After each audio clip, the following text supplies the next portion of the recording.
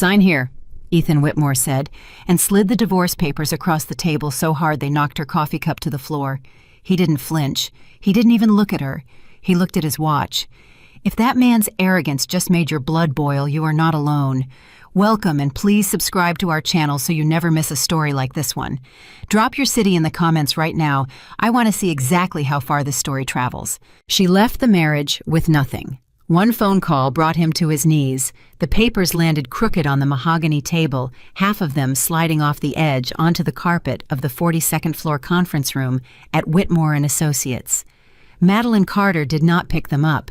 She sat very still in the leather chair across from her husband of 19 years and watched him check his Rolex like she was an inconvenience between meetings. The attorney beside Ethan, a sharp-jawed man named Gerald Foss, who Madeline had met at dinner parties no fewer than a dozen times, cleared his throat and began speaking in the careful, practiced tone of a man paid to make terrible things sound reasonable.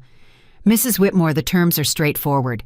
Mr. Whitmore is prepared to offer you a clean settlement in exchange for your full cooperation and your signature today." Madeline looked at the man. "What does the settlement include?" Gerald opened a leather folder. "The marital home will transfer entirely to Mr. Whitmore, as it was purchased under his corporate holding entity prior to the marriage. The investment accounts similarly are held in the name of Whitmore Capital and are therefore not subject to division under the terms of your prenuptial agreement." Madeline's voice was quiet. "I never signed a prenuptial agreement." The room went still. Ethan turned his head toward her for the first time since she'd walked through the door. His expression was not angry. It was something worse than angry. It was patient. The patience of a man who has already won and is simply waiting for the other person to understand it. "You did sign one, Madeline, 8 months before the wedding. Don't you remember? We had dinner at Le Bernardin afterward.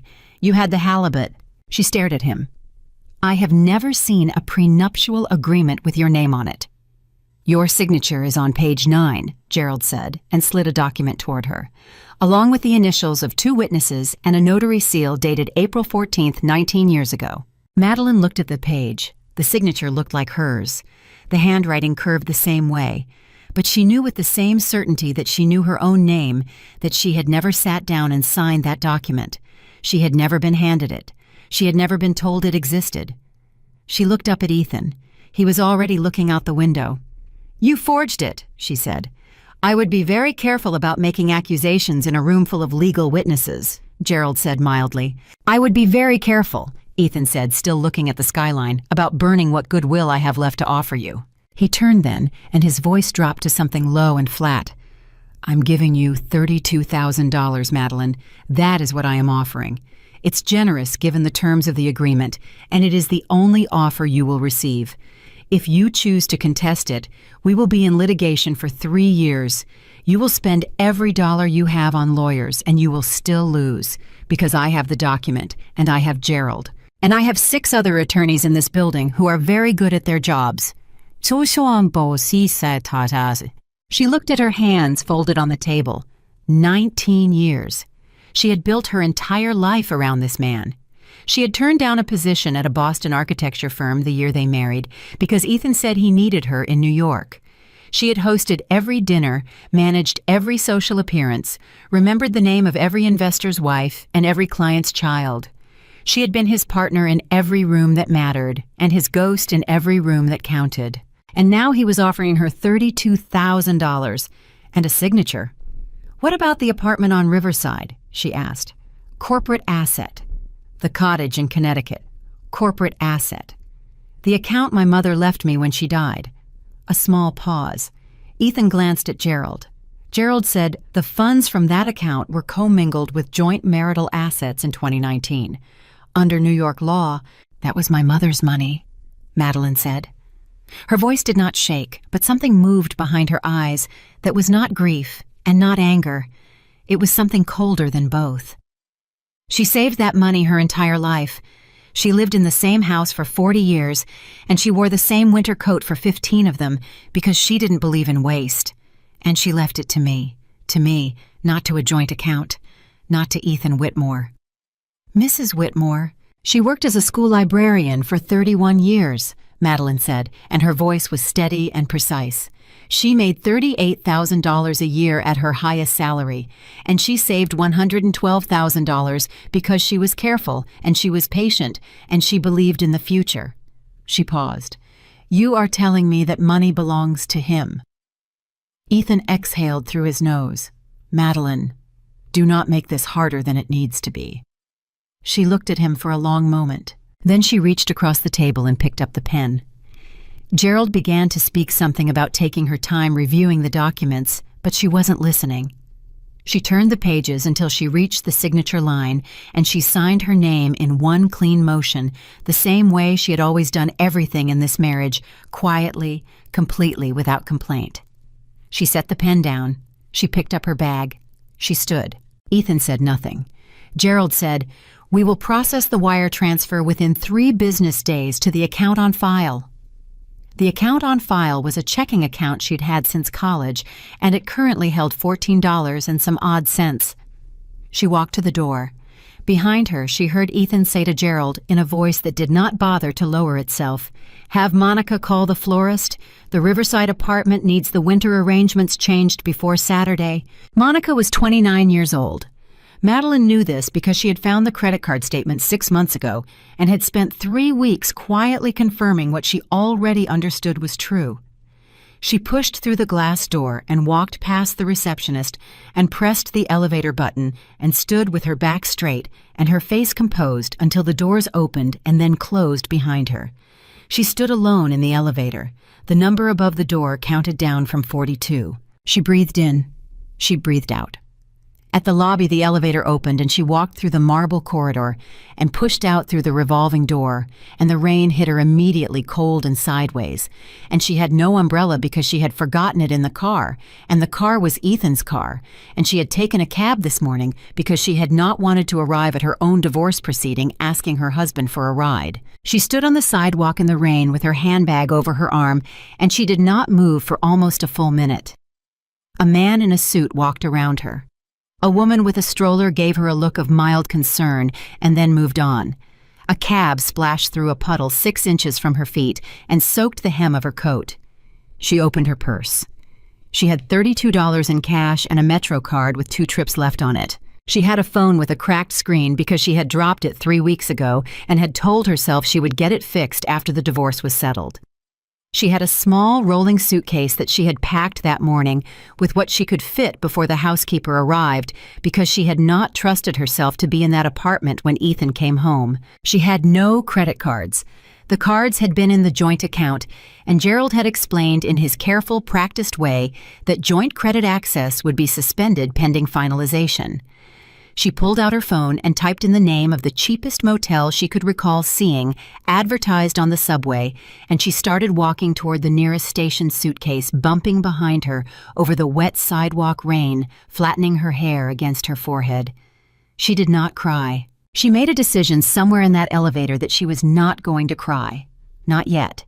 Not until she had a door between herself and this city and this day. And maybe not even then. The subway was crowded and hot, and someone bumped her suitcase twice without apologizing. She stood with one hand on the pole and her bag tucked against her chest, and she thought about her mother's money. She thought about the number $112,000, and she thought about the winter coat and the $38,000 a year and the 31 years and the careful, patient belief in the future. She thought he took that too. She got off at the right stop and walked 4 blocks through the rain to the Fairfield Motor Inn, which had a sign missing 2 letters in its name and a lobby that smelled like floor cleaner and old coffee. The man behind the desk charged her $68 for 3 nights, which was a special, he said, and she paid it in cash and took the key to room 7 and dragged her suitcase down the external walkway through the rain and unlocked the door and went inside. She sat down on the edge of the bed. She looked at the wall. She had $32 in her purse.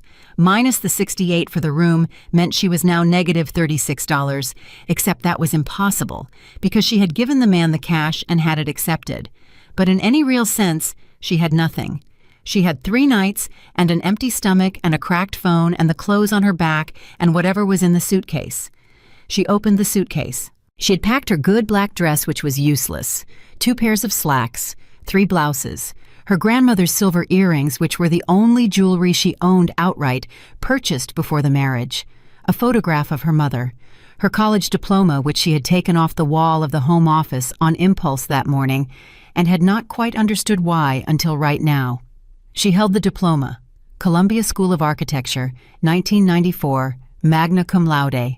She had been 22 years old, and she had been brilliant, and she had been so certain of the shape of her future. She set the diploma down beside her on the bed, and she pulled out her phone and she started making calls. The first call was to her old colleague, Patricia Webb, who had gone to work for a mid-size firm in Midtown after they both graduated. Patricia picked up on the third ring, and her voice was warm and then gradually careful. "Madeline. Oh, I heard. I'm so sorry." "I need work, Patricia. Anything, even drafting, even assistant level. I don't care about title right now. I need income." A pause. "I'll talk to David. I'll see what's open. Can I call you back tomorrow?" "Yes, please." The second call was to a woman named Rosalind Chen, who ran a small interior design consultancy and had once told Madeline at a fundraiser that she had always admired her eye, and that if she ever wanted to collaborate, the door was open. Rosalind's assistant said Ms. Chen was unavailable and would she like to leave a voicemail. She left a voicemail. She called 3 more people over the next hour. One did not answer. One answered and spoke to her for 4 minutes with increasing discomfort before saying he would need to think about it. One answered warmly and then became suddenly evasive when Madeline mentioned that she was no longer affiliated with the Whitmore household. That last one stung more than the others. She set her phone down and looked at the ceiling. She understood then what Ethan had done. Not just the prenuptial agreement and the commingled accounts and the corporate asset designations. All of that was the legal architecture of erasure carefully built over years by a man who planned everything. But the other thing, the softer, more thorough destruction. He had made her a social satellite. Every person she knew had first known him. Every connection she had, every room she had access to, every phone number in her contacts, they were all attached to the orbit of Ethan Whitmore. And now that she had left that orbit or been expelled from it, she was not a person with a network. She was a woman with a list of contacts who had all received a very specific version of the story from a man with considerably more power than she currently possessed. She thought about his voice in that conference room. "Very careful about burning what goodwill I have left to offer you." He had already made calls. She understood that now. He had already told the story his way. He had already moved the pieces before she even picked up the pen. She lay back on the motel bed and stared at the water stain on the ceiling, and she breathed carefully in and out, and she thought, what do I actually have? She had her degree. She had 19 years of experience managing the aesthetics, the logistics, the relationships of a billion-dollar social world. She had a mind that had been underused for nearly 2 decades and was still underneath all of it sharp. She had her grandmother's earrings. She had a photograph of her mother. She had a diploma that meant something even if no one in the city was going to answer her calls tomorrow. She closed her eyes. She did not sleep. At 5 in the morning, she got up and sat at the small desk by the window and opened her phone's browser and started researching employment law in New York State. She read for 2 hours. She did not know exactly what she was looking for. She only knew that the prenuptial agreement was forged and that forging a legal document was a crime, and that she had no money to hire an attorney, and that there had to be a door somewhere in this wall, even if she couldn't see it yet. At 7, she went to the motel office and asked the man behind the desk if there was somewhere nearby she could get coffee. He pointed her to a bodega 2 blocks east. She walked there in the cold morning air with $4 in her pocket and bought a small coffee and a roll and stood outside on the sidewalk and drank it while the city woke up around her. A woman across the street was opening a flower shop. A man in a hard hat was eating breakfast from a paper bag on the hood of a work truck. A bus went by with an advertisement for a law firm on its side. "Personal injury class action, we fight for you." And she looked at it and thought about Arthur Pendleton. She did not know anyone named Arthur Pendleton. The name had not occurred to her. She was simply standing on a sidewalk in the cold, thinking about a bus advertisement, and the name arrived in her mind like something she had always known and then immediately dismissed because there was no such person and she had no such connection, and this was simply a desperate brain looking for exits that did not exist. She finished her coffee. She walked back to the motel. She sat down on the bed and picked up her phone and opened her contacts and went through every name one by one, slowly looking for anything she had overlooked or underestimated. She had done this twice already, but she did it again because she was a woman who believed in thoroughness. She found nothing new. She set the phone down. She picked up the photograph of her mother. Her mother's name had been Frances Carter, and she had been a woman of extraordinary patience and very little drama. She had not cried at Madeline's father's funeral, not because she didn't grieve, but because, as she explained later, she had learned a long time ago that the time for tears was private, and the time for public composure was when you needed people to take you seriously. Madeline had not understood that until right now. She set the photograph against the wall where she could see it from the bed. She thought about the wedding ring on her finger. She had not taken it off yet. It was a 3-carat round diamond in a platinum setting that Ethan had presented to her in the garden of his parents' estate in Connecticut on a Sunday morning in June 20 years ago. She had worn it every day since. She had worn it through childbirth scares that turned out to be false alarms, and through the year he worked in Singapore and only came home once, and through every dinner party and every charity gala, and every morning when she made coffee in a kitchen that cost more than most people's houses. She twisted it off now. It came off easily. Her fingers had thinned over the past several months. She had not noticed until this moment. She held the ring up in the gray morning light from the window. It was heavy, or it had always felt heavy. Now holding it for what she understood was the last time she noticed that it was lighter than she expected. She put it in the inside pocket of her purse. She thought, I can sell this. It won't be enough, but it will be something. It will be a direction. She lay back, and this time she did sleep briefly, and without dreaming, and when she woke, the clock on her phone said 10:47, and she had missed one call from Patricia Webb. She called back immediately. Patricia's voice was different, tighter. Madeline, I spoke with David.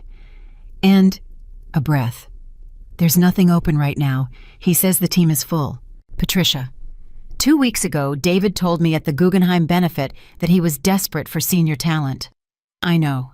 You know. Madeline. He called you, didn't he? Ethan called him. The silence on the other end was its own answer. I'm sorry, Patricia said, and she sounded like she meant it, which almost made it worse. Madeline hung up. She sat with the phone in her hand and looked at it and understood fully and completely that this was not going to be a matter of making more calls. This was not a networking problem.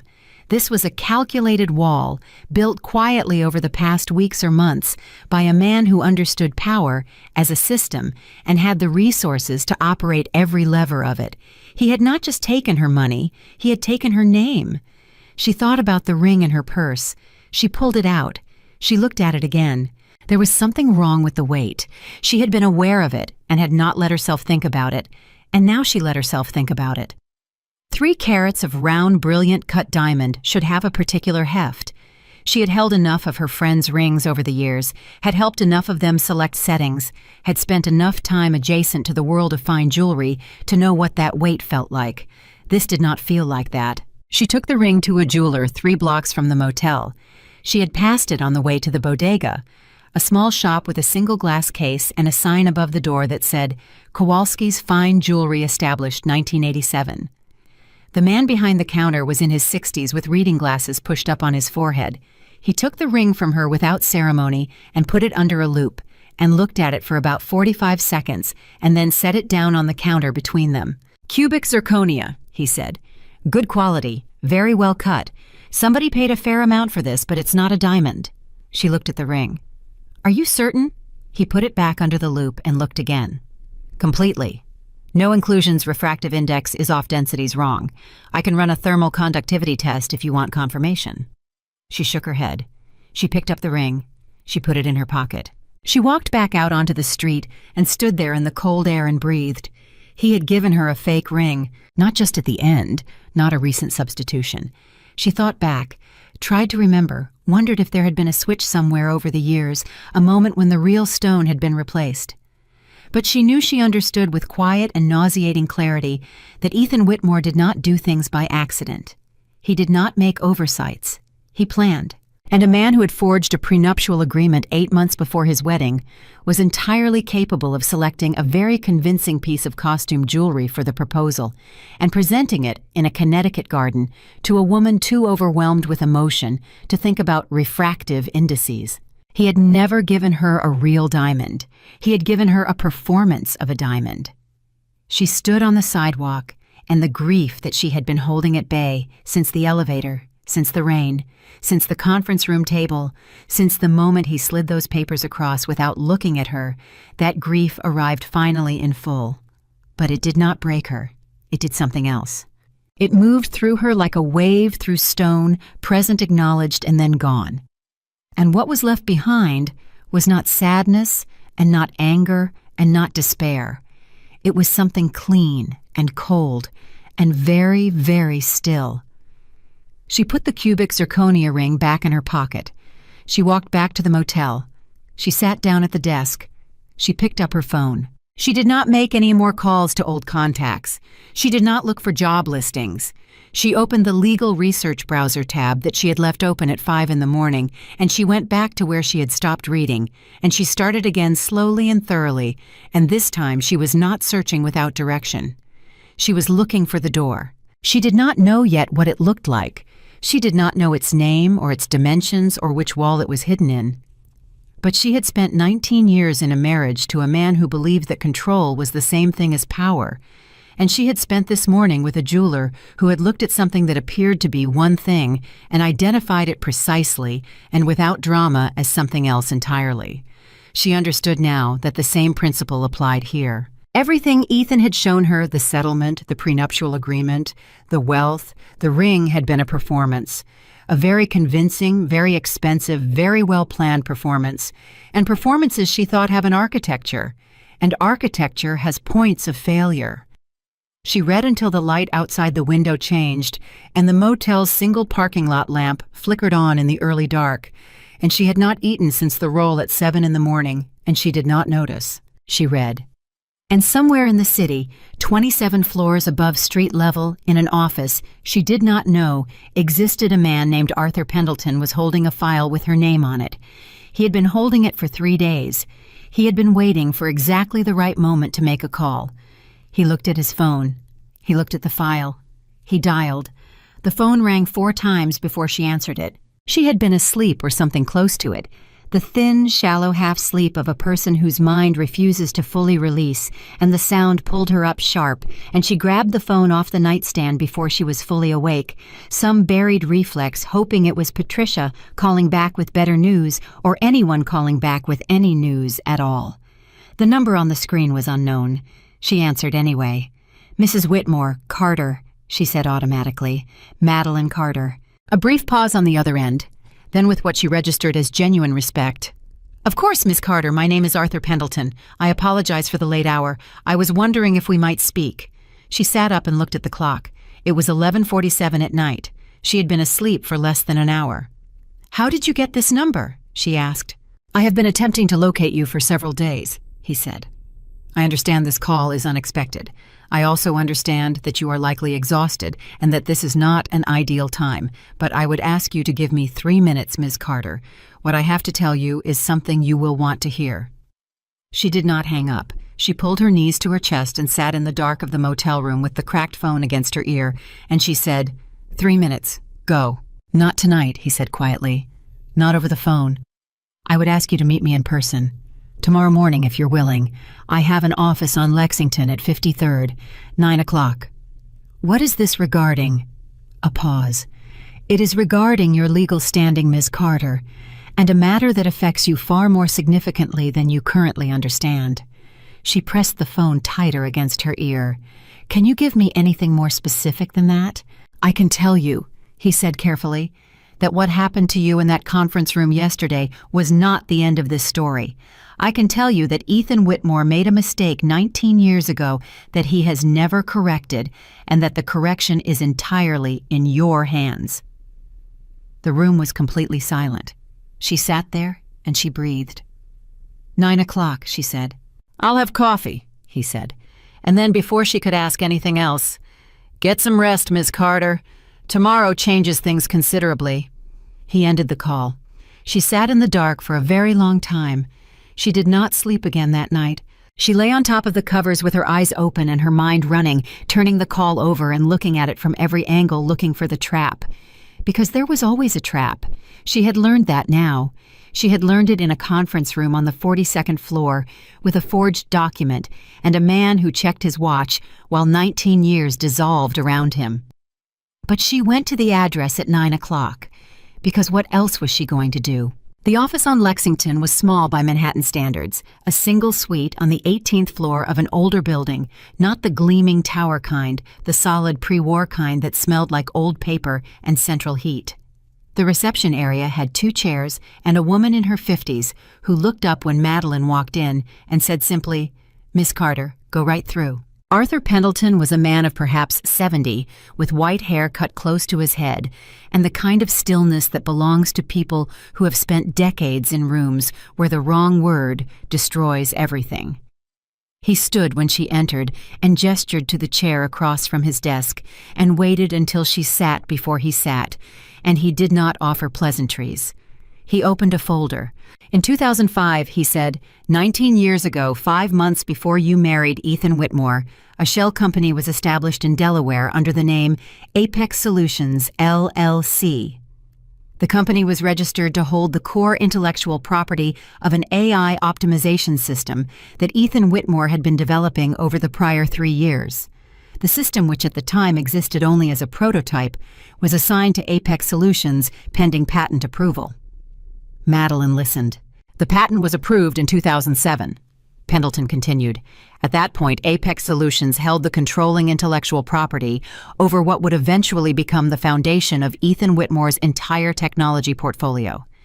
Every product line, every licensing agreement, every subsidiary, all of it sits on top of that original patent. "I don't understand what this has to do with me," Madeline said. Arthur Pendleton turned the folder toward her. "Because you," he said, "are the sole registered owner of Apex Solutions, LLC." The silence in the room was absolute. She looked at the document. Her name was there, Madeline Frances Carter, her social security number. Her signature, this one, she was almost certain genuine, though she could not immediately place the memory. "That's not possible," she said. "It is not only possible," Pendleton said. "It is the legal reality. When Ethan Whitmore established Apex Solutions, he placed it in your name. It is our belief that he intended this as a tax and liability structure, placing the IP in the name of a private individual rather than a corporate entity provided certain early-stage advantages. He intended to transfer it back to his own holding company once the patent was approved. But for reasons we have not been able to fully establish, that transfer never occurred." She stared at the document. "He forgot?" she said slowly. "Or he believed it was handled when it was not," Pendleton said. "Or the attorney who was meant to execute the transfer made an error. The reason is in the current circumstances immaterial. The legal reality is this Apex Solutions LLC has never been transferred out of your name. You are its sole owner of record. And Apex Solutions holds the foundational patent on which Ethan Whitmore's entire business empire rests." She looked at him. "Without your signature on a transfer document." Pendleton said his legal claim to that IP is unenforceable. She breathed in very carefully. "How is this only coming to light now?" "It isn't entirely," Pendleton said. "I have been aware of this situation for some time. I represented a former business partner of Mr. Whitmore's in a dispute several years ago, and the structure of Apex Solutions came to my attention during that proceeding. At the time, the information was not relevant to my client's case, but I retained the documentation. When I heard what happened at your divorce proceeding—" "How did you hear about my divorce proceeding?" A small pause. "Manhattan is a smaller city than it appears," he said, "and I have been watching the situation for some time, waiting to see whether you would need this information." She looked at him steadily. "And now you've decided I need it." "I think," he said carefully, "that what you need right now is the truth. What you do with it is entirely your decision." She looked back at the folder. "There's something else," she said. It wasn't a question. Pendleton turned to the next page. Whitmore Capital has filed for an initial public offering, he said. The IPO is scheduled to price in 11 days. At current projections, the offering would value the company at $3.4 billion. She set the folder down on the desk. Without a clear title to the Apex Solutions patent, Pendleton said the IPO cannot proceed. The underwriters require clean IP documentation. If the ownership dispute becomes public before pricing the offering collapses, the institutional investors withdraw, the valuation disappears. She sat in the chair in the small pre-war office, and she looked at the man across the desk, and she thought about the ring in her pocket, and her mother's money, and the conference room, and the Rolex, and the way he had said without looking at her, "Have Monica call the florist." "And if the IPO collapses," she said. "His debt obligations come due immediately," Pendleton said. "His lines of credit are leveraged against the projected offering proceeds. Without the capital event, he is technically insolvent within 60 days. The room was very quiet. She said, "What do you want from me, Mr. Pendleton?" He met her eyes. "Nothing, yeah," he said. "I want nothing from you. I am telling you this because you deserve to know it, because what happened to you in that room was a fraud. The prenuptial agreement was a fraud. The settlement was designed to prevent you from discovering this, and I believe you should understand what you actually hold before you decide how to proceed." She looked at him for a long time. "Who else knows about this?" "My associate and myself," he said. "No one connected to Whitmore, not yet." She picked up the folder. She read the documents for 22 minutes in silence. Pendleton sat across from her and drank his coffee and did not speak. When she finished, she set the folder down and said, "I need 3 days." He nodded. "The clock is moving, Miss Carter. He will be aware of the vulnerability when the underwriters run their final IP review. That review is scheduled for day 8. That gives you 3 days," she said again. "I need to understand what I'm holding before I decide what to do with it, and I need to think." He nodded. She stood, picked up her bag, and then paused at the door. "Why did he put it in my name?" she asked. "Not of Pendleton exactly, just aloud." "He was the most careful man I have ever known. He planned everything. Why did he put the most important asset he had in someone else's name and then forget to take it back?" Pendleton considered this. "In my experience," he said, "the most controlled people sometimes make the largest errors precisely because they trust their own systems too completely. He built a structure and assumed it would be maintained automatically, and you were not in his understanding a variable he needed to account for." She stood in the doorway. "He didn't think I would ever need to be looked at," she said. "He thought," Pendleton said quietly, "that you were safe." She walked out. She rode the elevator down 18 floors with the folder tucked under her arm, and she stepped out onto Lexington Avenue, and the cold hit her, and she stood on the sidewalk, and for the first time in 3 days, she felt something that was not fear and not grief and not the cold, clean determination she had been using to hold herself together. She felt the faint beginning of something that might eventually become power, but she did not let herself feel it fully.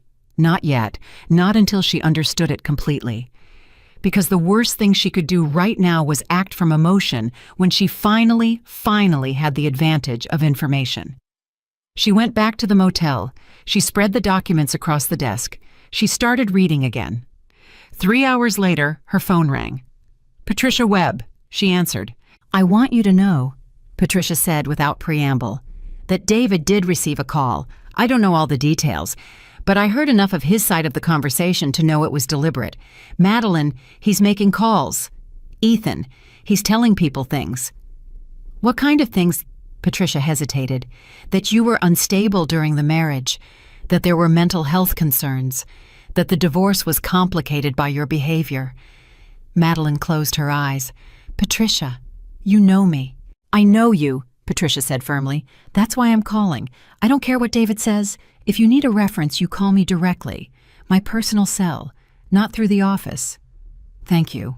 "Madeline," Patricia's voice dropped. "Be careful. I don't know exactly what he's doing, but it's coordinated. It didn't come from one place." She already knew this, but hearing it confirmed from outside her own head made it land differently. "Thank you, Patricia," she said. "Truly." She hung up. She sat for a moment. Then she picked up the folder again. The job interviews started 2 days after the meeting with Pendleton. She went to them because she needed income. Regardless of what the legal situation held, she could not assume anything, could not spend money she didn't have, could not build plans on a foundation she hadn't yet tested. The first interview was at a mid-size architectural consultancy in Chelsea. The hiring partner was a man named Douglas Hart, who had gone to Yale 2 years after her Columbia graduation, and who during the first 7 minutes of the conversation was engaged, interested, clearly impressed by her portfolio summary. Then his assistant knocked and handed him a note. His expression did not change visibly, but something behind his eyes shifted. "I appreciate your time today, Ms. Carter," he said. "We have a few more candidates to consider. We'll be in touch." "Mr. Hart," she said, "whatever that note said, I'd like to address it." He folded the note. "I'm not sure what you mean." "I mean that I believe my former husband has been making calls to professional contacts in this city, and I believe one of those calls may have preceded my interview here today. I am telling you directly that anything you have heard from Ethan Whitmore or from anyone connected to him is not accurate, and I would ask you to evaluate my professional qualifications on their own merits." Douglas Hart looked at her for a long moment. "That's a significant accusation," he said. "It's an accurate one," she said. He did not offer her the position, but when she walked out with her spine straight and her voice steady, and that was something. The second interview went the same way with less subtlety. The woman conducting it actually said midway through that she had heard there were concerns about Madeline's professional conduct during her marriage, and would she like to address those concerns. "My professional conduct," Madeline said, "is documented in the charitable board appointments, the design consultancies, and the executive social coordination that I managed over 19 years. Would you like references from the directors of those boards? Because I can provide 7. The woman said she would need to think about it. She did not call back. By the end of that day, Madeline had been to 3 interviews and received 0 offers, and had spent $14 on a subway card and a meal from a deli counter, and had $31 left and 2 nights remaining on the motel. She sat on the motel bed. She looked at the cubic zirconia ring on the nightstand. She had been carrying it in her pocket, and she had stopped because the weight of it, the lightness of it, the fraudulence of it, had started to feel like something she was choosing to carry, and she didn't want to choose it anymore. She looked at it for a long time. She thought about what Pendleton had said. He thought you were safe. Not dangerous, not a variable. Safe meaning contained, meaning small, meaning the kind of person whose silence can be purchased for $32,000 and a fake diamond and a forged document. She picked up the ring. She thought about 19 years of mornings making coffee in a kitchen she didn't own, 19 years of knowing every investor's wife's name and every client's child's birthday, and every table preference at every restaurant Ethan used for business dinners. 19 years of making his world run so smoothly that he never once had to think about how it ran. And she thought about how that knowledge, that deep, intimate knowledge of his world, his relationships, his patterns, was still inside her. He had not taken it. He could not take it. It was not in a joint account. It had not been commingled. It was hers completely and entirely. She set the ring back on the nightstand. She opened the legal folder. On day 5, exactly 6 days before the IPO pricing, her phone buzzed with a text from an unknown number. 12 words. "We know you met with Arthur Pendleton. We would like to talk." She stared at the message. She did not respond. 2 hours later, the phone rang. She answered. The voice on the other end was male, early 40s, she guessed, with the clipped precision of a man who worked inside corporate legal and had never in his career needed to modulate his tone for anyone's comfort. "Ms. Carter, my name is not relevant at this point. I'm calling on behalf of Whitmore Capital. We understand you've been in contact with Arthur Pendleton.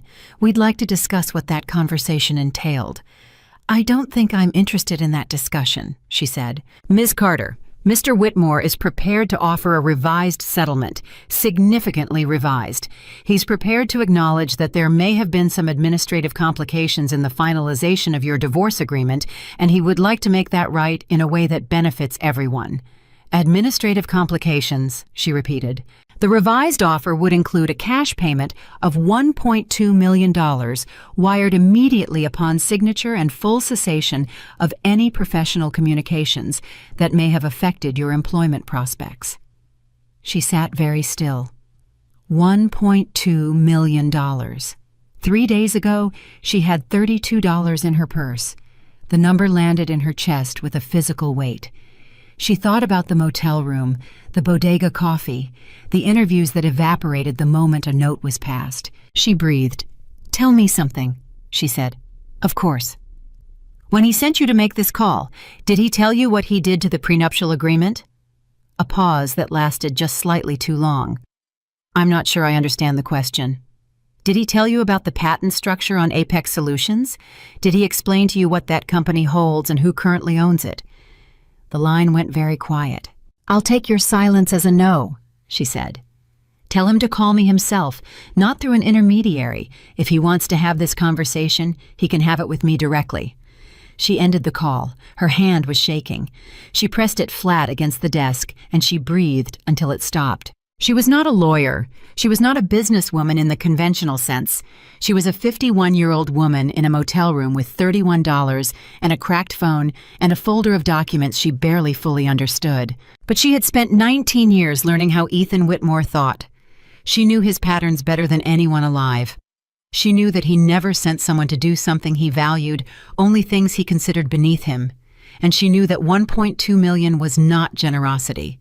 It was panic wearing the costume of generosity. He was scared. That was the thing she kept returning to, the thing she had not allowed herself to fully feel until right now, sitting in room 7 of the Fairfield Motor Inn, with rain beginning again outside the window, the same rain as the day this started. He was scared of her. Not of her power exactly. He still believed she suspected that she was disorganized and overwhelmed and likely to make an emotional decision. He was scared of the document, of the company, of the clean, legal, inarguable fact of her name on a paper he had stopped thinking about 19 years ago. She opened her laptop, a second-hand one she had purchased for $80 from a pawn shop on her second day in the motel, using the last of a small cash advance from one of her credit cards before the access was suspended. And she pulled up the publicly filed documents for the Whitmore Capital IPO. She read the prospectus for 4 hours. She understood roughly 60% of it. She called Pendleton in the morning. "They made an offer," she said. $1.2 million. A pause. "That is a significant number," he said carefully. "It's fear," she said. "Yes," he said. "It is." "What happens to the IPO if I say nothing? If I simply do nothing, and the underwriters run their IP review and discover the Apex Solutions ownership structure?" Pendleton was quiet for a moment. "It depends on how the underwriters handle the discovery. Best case for Whitmore. They identify it internally. The IPO is delayed while he scrambles to resolve it. Worst case, it becomes public. The SEC filings contain representations about IP ownership. If those representations are materially inaccurate, it's fraud," she said. "It is a significant exposure," he said carefully. Whether it rises to fraud depends on intent on when he knew on a number of factors that would be resolved in litigation. She thought about that. "He always knew," she said. "He's Ethan Whitmore. He doesn't not know things. He made a mistake and he buried it, and then he decided that divorcing me quietly and erasing me was cleaner than correcting it." Pendleton did not respond to that directly, which was its own kind of answer. She looked out the window at the wet parking lot. "I'm not signing anything for $1.2 million, she said. "Miss Carter, I built 19 years of my life into that empire. My mother's money went into joint accounts that funded his early ventures. Every contact he leveraged, every dinner he hosted, every relationship he maintained, I built those. I was the infrastructure, and I did it because I believed in the partnership." She paused. $1.2 million is what he pays someone to go away. I am not someone going away." Pendleton was quiet. "What are you thinking, Ms. Carter?" he asked. She looked at the folder on the desk, at her name on the page, Madeline Frances Carter, sole registered owner. "I'm thinking," she said, "that it's time he came to the table himself." She picked up the cubic zirconia ring from the nightstand. She held it up in the morning light. It caught the light the way a diamond would, almost exactly. Beautiful and perfectly calibrated and entirely false. She thought about this prospectus, the IPO. $3.4 billion built on a patent that lived in her name in a Delaware filing cabinet. She thought about her mother in the same winter coat for 15 years. She set the ring back down. She picked up her phone. She called Pendleton back. "I want to meet with him," she said. "Not his attorney, not a representative, him. And I want to choose the location." "Miss Carter, are you certain you want to?" "He thinks," she said, "that the difference between us is that he has resources and I don't. He thinks the settlement was a conclusion. I want him to understand that it was a beginning, and I want him to understand that sitting across a table from me." A pause. "I'll reach out," Pendleton said. She hung up. She stood up from the desk. She walked to the small mirror above the motel dresser, and she looked at herself. The circles under her eyes, the slightly hollow quality of a person running on adrenaline and bodega, rolls the hair she had pinned back without products because she had not packed products. She looked at herself for a long time. She thought about the garden in Connecticut, the Sunday morning in June, the ring in a velvet box, and a man on one knee, and a woman who believed everything she was seeing was real. She thought about what she knew now that she didn't know then. She thought about what he was going to see when he sat down across from her in whatever room she chose, expecting to find the woman from the elevator, the woman from the rain, the woman he had already disposed of and moved past. She was not that woman anymore. She was not sure she had ever been that woman, not entirely. She thought maybe she had been somewhere underneath it the whole time. The magna cum laude who turned down Boston, the daughter of a librarian who wore the same coat for 15 years, the woman who had signed those papers quietly and walked out with her spine straight, because she had known even then that the papers were not the end. She straightened her hair. She picked up the folder. She picked up her phone. And outside in the wet parking lot, the morning was already moving, the city already turning, and somewhere in a glass tower on the Upper West Side, Ethan Whitmore had just received a message from his attorney that said 3 words. She said no, and the first crack appeared in the foundation of everything he had built on her silence. The message came back through Pendleton in less than 2 hours. That speed told her everything. A man who is not afraid takes his time. A man who is not afraid lets the other side wait, lets silence do the work, lets the power differential speak for itself. Ethan Whitmore had spent his entire career understanding exactly that principle. He had used it in boardrooms and courtrooms and across dinner tables for 30 years. The fact that his response came back in under 2 hours meant he was no longer operating from strength. Pendleton called at 11:40 in the morning, and his voice had a quality she had not heard in their previous conversations, something cautious underneath the professional calm. "He will meet," Pendleton said. "His attorney has proposed a private conference room at their office, the day after tomorrow, 9 in the morning." "No," she said. A pause. "Ms. Carter, his office, his territory, his table. That is not a meeting. That is a surrender choreographed to look like a negotiation." She had thought about this. She had lain awake thinking about very little else. "I will choose the location, and it will not be a law office. He will not agree to anything without legal counsel present. He can bring counsel. I don't care who is in the room. I care where the room is." Another pause. She could hear Pendleton thinking. "What location did you have in mind?" he asked. She had been thinking about this since the night before turning it over, testing different ideas against what she knew of Ethan's psychology. He needed to feel in control even when he wasn't. He performed dominance the way other men breathed automatically without thought. Any location that was visibly neutral would feel to him like a concession he could spin. He needed something that would work on him at a level below the conscious. "There's a diner on 44th and 9th, she said. "Lou's. It's been there since 1971. We went there once years ago, before the money, before the company. We had coffee at the counter, and he told me about the AI patent system he was developing, and I told him it was going to change everything." She paused. "He remembers that. He has a very precise memory. He will know exactly what I am saying by choosing that place." Pendleton was quiet. "You want him off balance," he said.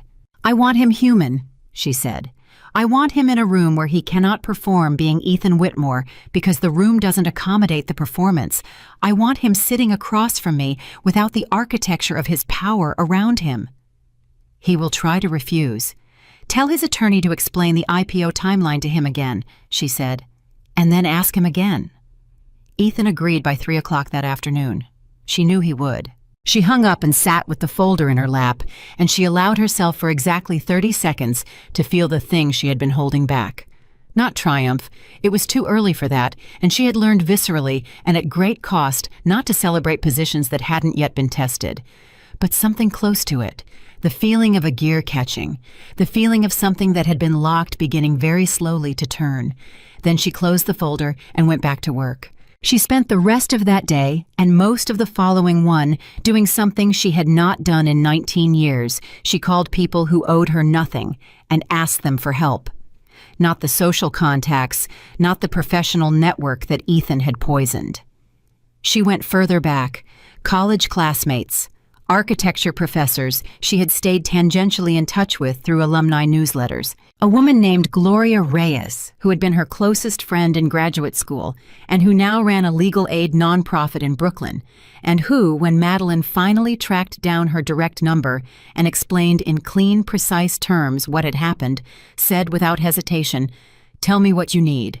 What she needed, she explained, was someone to review the Apex Solutions documents with her and confirm her understanding of her legal position before she walked into that diner. Gloria was not a corporate IP attorney, but she knew people who were. She made 4 calls in the time it took Madeline to drink a cup of coffee, and by 7 that evening, Madeline was on the phone with a man named James Okafor, who was a partner at a firm that specialized in IP litigation, and who spent 1 hour and 19 minutes walking her through the exact contours of what she held. His verdict was precise. "The ownership is clean," he said. "There is no ambiguity in the filing. You are the sole registered owner of Apex Solutions, LLC. The patent assignment to Apex Solutions is recorded and searchable. And because Apex Solutions is not and never has been listed as a subsidiary of Whitmore Capital in any regulatory filing, anyone representing that the IP is clear for the purposes of an IPO has either made a significant oversight or has deliberately misrepresented the structure." "Which do you think it is?" she asked. A brief pause. "I think," he said, "that a man who built a company on this patent for 19 years without correcting the ownership structure made a choice." "Thank you," she said. "Ms. Carter." His voice was careful.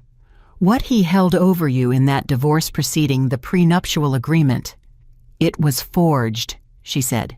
"If you can establish that the settlement is voidable, everything signed under duress or fraud is challengeable. But that's a separate proceeding and a separate timeline from whatever you're about to walk into." "I know," she said. "One thing at a time." She ended the call. She wrote 3 pages of notes in a lined notebook she had bought for $2 at the bodega. Not scripts. She was not going to script the conversation because scripted people lose when the other person goes off script, and Ethan would go off script deliberately looking for the seam. She wrote facts. Clean, numbered, legally verified facts in the order she intended to use them. And then she wrote at the bottom of the 3rd page in her own shorthand what he thinks this is, and underneath that, what it actually is. What he thought this was a renegotiation, a woman who had found a piece of leverage and was going to use it to extract a larger settlement. He would come to that diner expecting to buy her out at a higher price, expecting that the right number, 2 million, 3 million, whatever it took, would end this cleanly. He would bring his attorney to handle the legal language, and he would bring his checkbook and his patience and his absolute certainty that everything in life has a price, because in his experience everything did. What it actually was, the end of his ability to execute the IPO under current conditions, the potential exposure of fraud in both the IP structure and the divorce settlement, and a woman who was no longer interested in being purchased. She read those 2 lines over. She closed the notebook. She did not sleep much that night either. But it was a different kind of wakefulness, not the desperate circling anxiety of the first nights in the motel, but the focused, quiet alertness of a person who knows exactly what is coming and has decided who they are going to be when it arrives. The morning of the meeting, she was up at 5:30. She showered. She put on the best of the 3 blouses she had packed, a deep charcoal silk that she had bought years ago for a board presentation and that still fit perfectly. She put on her grandmother's silver earrings. She did her hair with the limited tools she had, and she looked at herself in the mirror, and she thought, "This is enough. This is exactly enough." She arrived at Lou's Diner at 8:47. She chose a booth in the middle of the room, not a corner, not a window seat, not anywhere that could be construed as either exposed or sheltered. She sat down and ordered coffee, and she waited. Ethan arrived at 9:03, which was deliberate. She knew it was deliberate. 6 minutes late was his standard calibration for expressing that his time was the more valuable commodity. He came in with Gerald Foss at his shoulder and a man she didn't recognize who carried a briefcase and had the look of a junior attorney deployed to take notes. Ethan looked around the diner once. His expression did not change, but she saw the slight adjustment behind his eyes when he registered the location, the Formica tables, the coffee cups, the smell of eggs and toast, and 40 years of the same routine. He registered it, and he filed it, and he did not let it touch his face. He slid into the booth across from her. Gerald and the junior attorney pulled 2 chairs from a neighboring table. For a moment, nobody spoke. Ethan looked at her. She looked at him. She noticed in a way she had not allowed herself in the conference room because she had been in shock that he looked older than she remembered. Not older than he was. She knew exactly how old he was. She had attended every birthday for 19 years, but older than the person she carried in her mind. The perfectly assembled armor of his expensive suit and his close haircut and his precise posture could not quite cover the fact that he had not been sleeping well. There were shadows she recognized. She had her own. "Madeline," he said.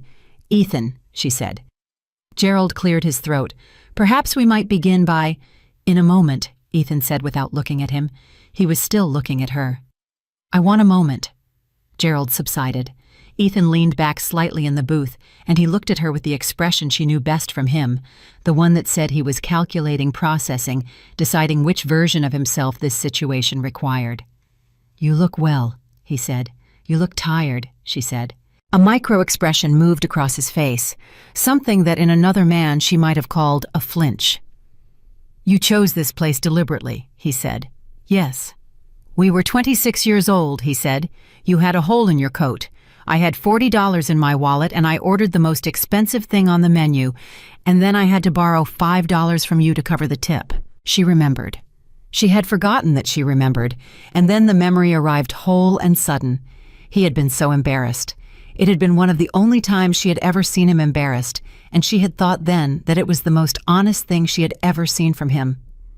"You never paid me back," she said. Something shifted in his face. For exactly 1 second, one clean, unguarded second, he looked like the man from that story. The man with $40 and a borrowed $5 and something to prove. Then the armor came back. "Madeline," he said, "I understand you've been speaking with Arthur Pendleton." "I have. And I understand that he has shared certain documents with you that pertain to the early IP structure of the company." "He has."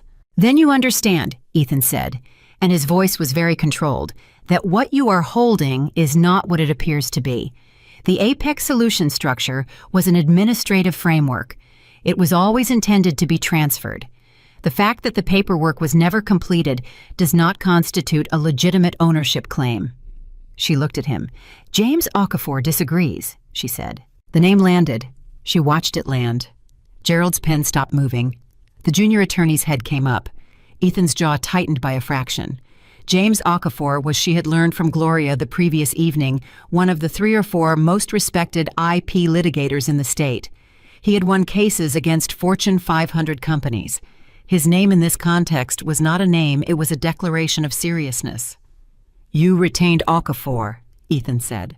"I spoke with Okafor," she said. "The distinction may matter to you later." Gerald leaned forward. "Ms. Carter, regardless of what anyone has told you, any legal action to assert ownership of Apex Solutions would be an enormously complicated and expensive undertaking. The litigation timeline alone would encompass the IPO pricing date," she said. Gerald stopped. "By my count, She said, "You have 9 days until the IPO prices. The underwriters require clean IP documentation. If a formal ownership dispute is filed on record before the pricing date, the underwriters will pull back. The institutional investors will pull back. The offering collapses." She paused. "I have done the math, Gerald. I assume you have too." The booth was very quiet. Ethan was looking at her with an expression she could not fully read. It was not the expression from the conference room, that patient, already won composure. This was something more complicated. She thought it might have been if she gave it its proper name: respect. The reluctant, unwilling, deeply uncomfortable respect of a man confronting something he failed to anticipate. "What do you want?" he said. She had been waiting for those words for 5 days. She let them sit for a moment.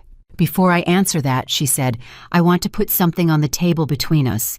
She reached into her bag and set the cubic zirconia ring in the center of the formica table. Ethan looked at it. 3 carats, she said. "Or that's what you told me. Do you remember what you said when you gave it to me in the garden? You said your grandmother had a diamond that she left in a safety deposit box for the woman who married you. You said this was that diamond." Ethan said nothing. "It's cubic zirconia," she said. "A jeweler on Tremont Avenue confirmed it. Very well cut, high quality. Someone spent real money on a very convincing fake." She paused. "Just like the prenuptial agreement." Gerald said, "Miss Carter, I would urge you to be careful about—" "The prenuptial agreement carries a notarized signature," she continued, speaking only to Ethan, "with my initials on every page. I have never seen that document before the day in your conference room. I did not sign it. I did not initial it. I do not know who did, but I know that I did not, and I know that you know that I did not, and I know that a handwriting analyst would confirm what I know." She paused. "Which means the settlement I signed under that agreement was obtained by fraud." The diner moved around them, a waitress refilling coffee at the next table. The bell above the door when someone came in, the low hum of a Tuesday morning in a city that did not pause for anyone's crisis. Ethan sat very still. "You are going to file suit," he said. It was not a question. "I am telling you what I have," she said. "I am not telling you yet what I intend to do with it. Those are 2 different conversations."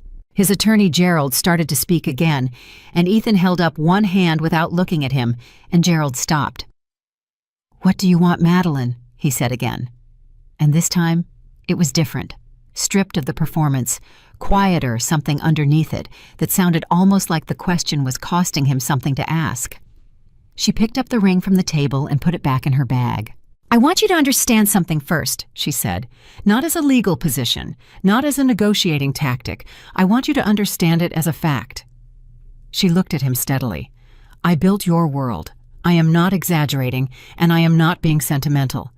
Every connection that became a contract, every dinner that became a partnership, every investor who trusted you because his wife trusted me, I built that. I did it because I believed we were building something together. And I did it because I am very good at it, and I did it without complaint or recognition for 19 years, because I was raised by a woman who understood that the work matters more than the credit." She paused. "And then you gave me $32,000 and a forged document and a fake diamond, and you told your colleagues I was unstable." Ethan's jaw moved. "I know about the calls," she said. "Patricia Webb, Douglas Hart. I know the language you used. Mental health concerns, complicated behavior. I know Ethan. I want you to know that I know." "Madeline, I'm not finished." Her voice was quiet and absolutely steady. "You called those people before the ink was dry on my signature. You were already on the phone before I got to the elevator. You planned it before the meeting. You built the wall before you handed me the papers, because you needed me to have nowhere to go. You needed me to be completely isolated so that I would take the settlement and disappear." She paused. "The question I keep coming back to is whether you always planned it this way, or whether the Apex Solutions issue changed your timeline." The silence stretched. Gerald shifted in his chair. And then Ethan did something she had not expected. He sent Gerald away. "Give us a few minutes," he said. "Ethan, I strongly advise—" "Gerald." His voice was flat. "Take Thomas and get coffee at the counter. I'll call you back in 10 minutes." Gerald and the junior attorney exchanged a look and stood and walked toward the counter. She watched them go. She watched Ethan watch them go. Then he turned back to her, and the performance dropped completely. Not the armor, not the calculation, but the entire architecture of control that she had lived alongside for 19 years. And what was underneath it was a tired man in a diner who had borrowed $5 for a tip 30 years ago and had spent every year since becoming someone who would never need to borrow $5 again, and had paid for that transformation with everything that had once made him human. "I didn't plan it from the beginning," he said. She said nothing. "The Apex Solutions issue, I became aware of it 4 years ago. A routine audit. My CFO flagged it. By then, the company was already leveraged against the IPO structure, and correcting it would have required disclosures that—" He stopped. "It would have been complicated. So you decided to do nothing," she said. "I decided to manage it. And managing it eventually meant managing me." He didn't answer, which was its own answer. She felt something move through her. Not anger, she was past anger. Not grief that had burned through in a motel room over a jeweler's verdict and a cup of bodega coffee. Something quieter. The recognition of a thing seen clearly for the first time. "You were always afraid of me," she said softly. "Not of me personally, of what I represented. Of owing something you couldn't quantify. You could build a company and value it to the dollar. You couldn't value 19 years of someone knowing you before you were worth knowing." He looked at the table. "And that scared you," she said. "So you decided I was worth nothing, because if I was worth nothing, you didn't owe me anything, and if you didn't owe me anything, you could walk away clean." When he looked up, his eyes were flat and controlled again. The moment had closed. "My attorneys are going to argue," he said, "that the Apex Solutions structure does not constitute valid ownership for the purposes of IP claim. They will argue administrative error. We will tie this up for years." "I know," she said, "but you won't have years. You'll have 9 days." He looked at her. "There is something I haven't told you yet," she said, "about Apex Solutions, about what I've done in the past 48 hours. She reached into her bag and set a second document on the table. Not the original folder, a copy with specific pages bookmarked. "I have retained James Okafor," she said. She had not retained him. She could not afford to retain him, not yet, but the word would reach Ethan as the truth it was intended to be, because within 24 hours of this meeting ending, she intended to make it true. "He has reviewed the full Apex Solutions structure and has confirmed the validity of the ownership claim. He has also identified the regulatory implications for the IPO prospectus, specifically the representations made regarding IP ownership in the S-1 filing." She paused. "You told the SEC that the IP was clean." Ethan's face did not change, but his hand resting on the table pressed flat against the surface. "That filing," she said, "contains a material misrepresentation, not an oversight, a representation, signed and submitted." She let that land. "That is not a civil matter, Ethan. That is a federal matter." The word federal sat between them on the formica table like something heavy and permanent. She watched him absorb it. She watched the man who had checked his watch while 19 years dissolved sit across a diner table from the woman he had discarded and understand for the first time the shape of what he had actually done. "I want to be very clear about something," she said. "I am not here to destroy you. I am not here for revenge. I am here because what you took from me was not just money or property. You took my name. You took my professional standing. You took my mother's savings. You took 19 years and you told the world I was unstable, and then you went back to your apartment on Riverside and had Monica change the flowers." She picked up her coffee cup. "I want what is mine, not what is generous, not what is sufficient, what is mine." "And what," he said carefully, "do you consider to be yours?" She looked at him, and she told him. The number landed with a sound she could almost hear, not a gasp, not an objection, just a silence that had weight and texture and the quality of an entire future rearranging itself. Gerald was summoned back from the counter. Gerald objected. The junior attorney wrote very fast. Ethan sat with his hands flat on the table and his eyes on her face and said nothing, while his attorney objected on his behalf. She waited. She had not ordered anything except the coffee. She picked it up and drank it and waited. When Gerald finished, she said, You have until the day after tomorrow, not to negotiate, to decide. The only negotiation available is the one I have just described. If I don't have your answer by Thursday morning at 9, I file with Okafor that afternoon. The underwriters will know by Thursday evening. The IPO prices in 9 days. You are a precise man, Ethan. I don't need to do that math for you. She picked up her bag. She stood. She looked at him one final time.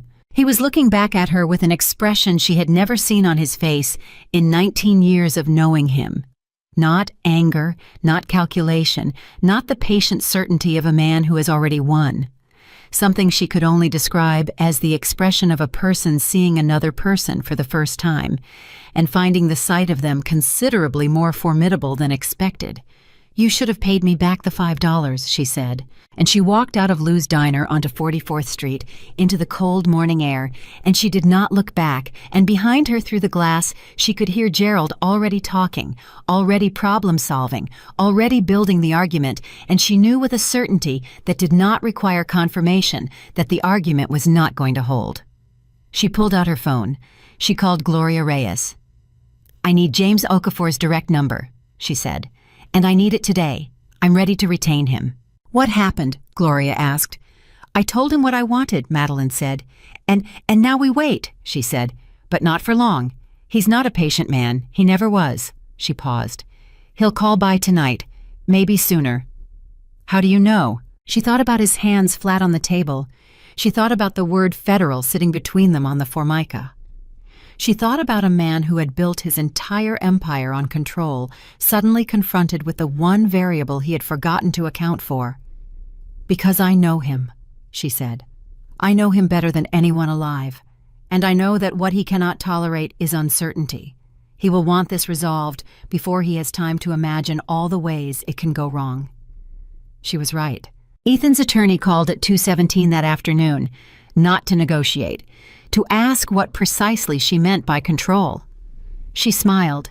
She actually smiled for the first time in 8 days, standing in the parking lot of the Fairfield Motor Inn with the cracked phone against her ear and the cold air on her face. "Tell him," she said, "that I'll explain it at the table."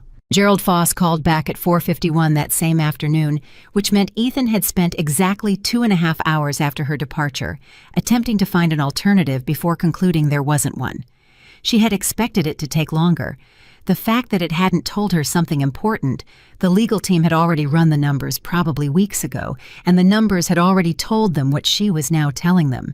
They had simply hoped she wouldn't figure it out. She answered on the second ring. "Miss Carter," Gerald said, "Mr. Whitmore would like to schedule a formal negotiation session. Given the timeline considerations, he is proposing the day after tomorrow, Thursday. He would like to return to the same location if you are amenable." She had not expected that. She had expected him to insist on a conference room on his turf on some version of terrain that felt controllable. "Lou's," she said. "Yes." She understood immediately. He wanted the same room because he had spent 2.5 hours processing what had happened there and had decided he could do better. He believed he had underperformed in that first meeting, that he had let her catch him off guard, and he wanted the same setting so he could correct for it. He was thinking about the rematch, that she thought was the most useful piece of information he had given her all week. He was still thinking in terms of winning and losing a conversation. He had not yet accepted that the conversation was already over. "Thursday," she said, 9 o'clock. "He will be bringing a full legal team," Gerald said, "and a financial representative." "I'll be bringing Arthur Pendleton," she said. A pause. "Ms. Carter, our position remains that the Apex Solutions ownership structure represents an administrative—" "Gerald," she said, "I'll see you Thursday." She ended the call. She sat in the motel room and she breathed for a moment, and then she picked up the phone again and called Pendleton and told him the meeting was Thursday and asked if he would come. "Of course," he said, and then Okafor. "I've retained him," she said. "He's reviewing the S1 filing tonight." A pause. "Ms. Carter, I want to make sure you understand what you're walking into. Ethan Whitmore is going to come to that table with everything he has. He will have spent 48 hours building the most aggressive legal position available to him. He is going to try to pressure you, to confuse you, to make you doubt the strength of what you hold. He is very good at this." "I know," she said. "I watched him do it for 19 years. That's different from being the target of it." "Arthur," she said, and it was the first time she had used his first name. "I need you to trust that I know this man. I need you to trust that the preparation I am doing is not naive. And I need you to be in that room Thursday as my attorney, not as my guardian."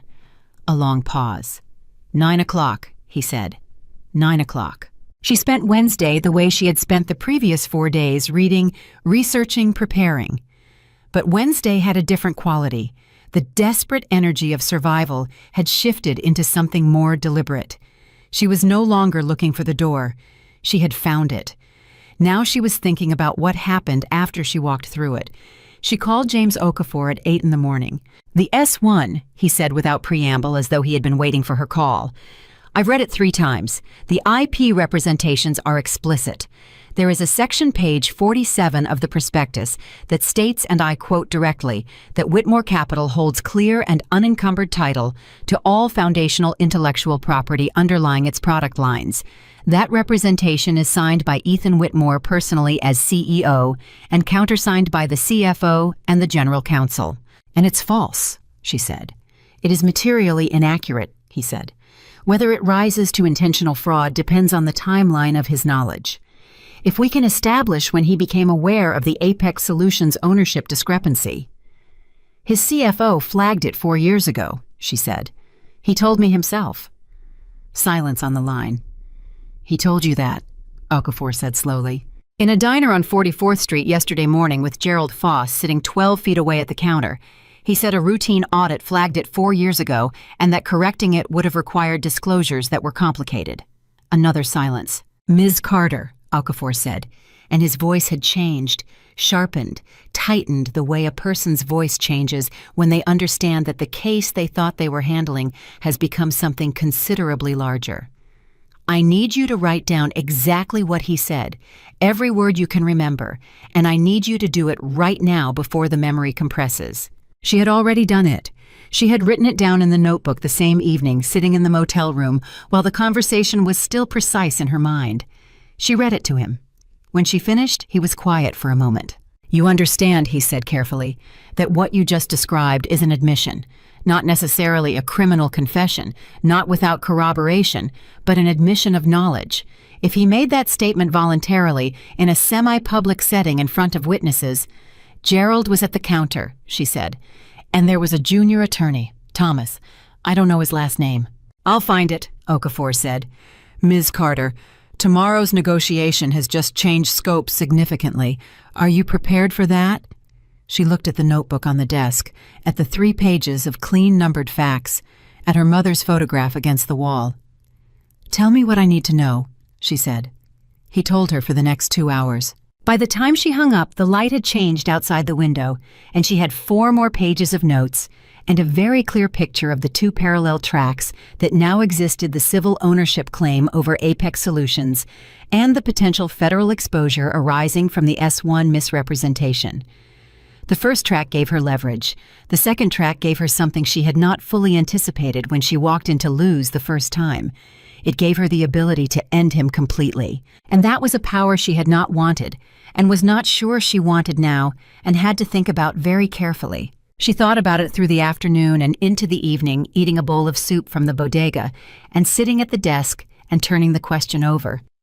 She was not a person who believed in destruction as an end in itself. She had never been. Even now, with everything he had done laid out in front of her, in precise legal language, the satisfaction she was after was not his ruin. It was the correction of a wrong, the restoration of something that should never have been taken. But she also understood, with the cold clarity she had developed over the past 9 days, that his willingness to make that correction depended entirely on his belief that she was capable of using the full weight of what she held. She could not walk into that room tomorrow with Mercy already in her pocket. Mercy was for after the papers were signed. Thursday arrived gray and cold, the same as every morning that week. She was at Lou's at 8:40. She ordered coffee and she sat in the same booth as before, and she did not look at her phone. She looked at the people around her, the construction workers at the counter, the woman in nursing scrubs eating eggs and reading something on her tablet, the old man in the corner who came every day, she suspected because the booth was warm and the coffee was cheap and nobody asked him to leave. She thought, I have been in a version of this room my whole life. I just didn't know it. Pendleton arrived at 8:52. He sat down across from her, ordered nothing, set his briefcase on the seat beside him, and said, "Okafor called me." "I know," she said. "He said the scope has changed." "Yes." Pendleton studied her. "How are you holding this?" he asked, and it was a genuine question, not professional courtesy. She thought about it honestly. "1 hour at a time," she said. "The same way my mother held everything." He nodded. Ethan arrived at 9:01, 1 minute late instead of 6, closer to punctual, which told her the performance of superiority had been dialed back in favor of something more tactical. He came in with Gerald and Thomas, and a woman she didn't know, mid-40s, in a gray suit that had the quiet authority of serious money, a financial advisor or a senior investment banker, Madeline assessed. Someone brought to translate the numbers. He also brought someone she had not expected. The man who came in last was tall, silver-haired, with the particular stillness of a person accustomed to being the most powerful person in any room he entered. Madeline recognized him from a photograph she had seen in a business journal years ago. His name was Harrison Polk, and he was the lead underwriter on the Whitmore Capital IPO. She understood in an instant what this meant. Ethan had not told Polk about the ownership problem. He had told Polk he was meeting with a disgruntled former wife, a nuisance to be managed. He had brought Polk here to observe, to provide the implicit weight of institutional authority, to make her feel the room closing in. She looked at Harrison Polk. She thought he doesn't know yet, and she thought this is either Ethan's most aggressive move or his most desperate mistake. And in her experience with this particular man, those two things were often identical. They arranged themselves across from her, Ethan in the center, Gerald to his right, Polk to his left, the woman in gray at the end, Thomas behind with the briefcase. Pendleton sat beside Madeline and said nothing. Ethan looked at her and said, "I'd like to begin by introducing Harrison Polk, who represents the underwriting consortium for—" "I know who he is," Madeline said. Polk looked at her. His expression was neutral professional, the expression of a man who had been in 1,000 rooms like this and had learned to reveal nothing until he understood the terrain. "Ms. Carter," Polk said, "Ethan has explained that there are some administrative complexities regarding the company's IP structure that you've become aware of. We're hoping to resolve those today in a way that allows the offering to proceed on schedule." She looked at him steadily. "What exactly did Ethan tell you those complexities are?" she asked. Polk glanced at Ethan. "A paperwork issue, an ownership registration that was intended to be transferred and wasn't." She nodded slowly. "A paperwork issue," she repeated. "Ms. Carter," Gerald said quickly, "perhaps we could—" "Mr. Polk," she said, speaking directly to the underwriter. "I want to make sure you have complete information before this conversation goes any further, because the information you have right now, the paperwork issue framing, is not complete. And you are a man with significant legal and professional obligations arising from the S-1 filing your firm is sponsoring." Polk's expression shifted, fractionally, but she caught it. "The ownership of Apex Solutions, LLC," she said, "which holds the foundational patent underlying every product line, every licensing agreement, and every subsidiary of Whitmore Capital, is registered solely in my name. It has been registered in my name for 19 years. It has never been transferred. And the S-1 filing that your firm co-signed represents that Whitmore Capital holds clear and unencumbered title to that IP." The silence in the booth was complete. Polk turned to look at Ethan. Ethan said nothing. "Ethan," Polk said, and the one word carried the weight of everything. The weight of the offering, the institutional relationships, the legal exposure, the careers of the people on his team who had signed their names to a document containing a material misrepresentation. "Is this accurate?" "It is a matter under," Gerald began. "I am asking Ethan," Polk said.